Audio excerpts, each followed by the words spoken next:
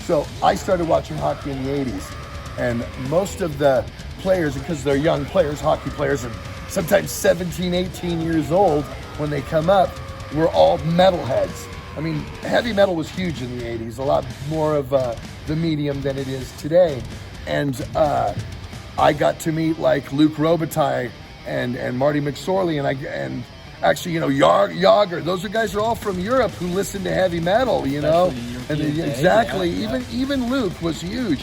So I got an opportunity to play some celebrity hockey games. It was called Luke Robitaille and Friends, and I was so stoked.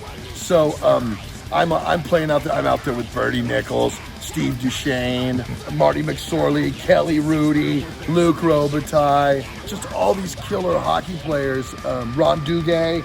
And so we would play these celebrity games.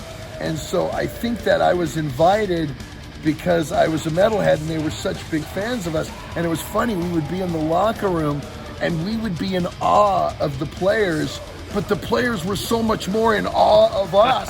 And it was like really weird, And it was funny because I did this thing called TJ Martell and we were the Bud Rockers. I actually have the jersey because they made us jerseys.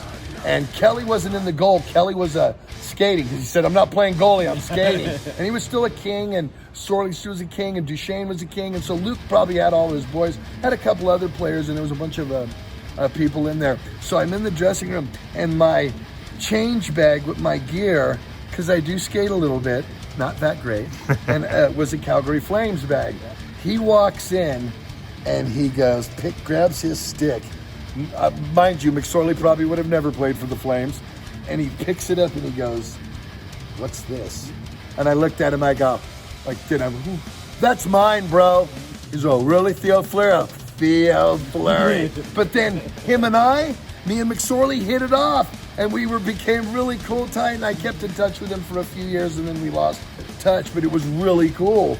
You know what I mean? So it was, I don't know if the younger hockey players are as much metalheads, but in the 80s, they were all metalheads, every one of them, and so it was kind of a cool thing. You talked about how they were kind of intimidated of you were kind of intimidated with them, but it's funny, you find that especially athletes and rock stars, I don't know, they just seem to gravitate towards each other, because you guys are cut from the same cloth. You're vagabonds, you're on the road, you're traveling from town to town. So a lot of similarities there when you think about it, right? A little bit. And then, watching you perform, that's an athletic performance when you're on that stage, right? I definitely burned some calories up there, definitely. We're not one of those type of bands that just kind of stand there. We're thrash metal, and we want our crowd to act raucous, so we act just as raucous on stage.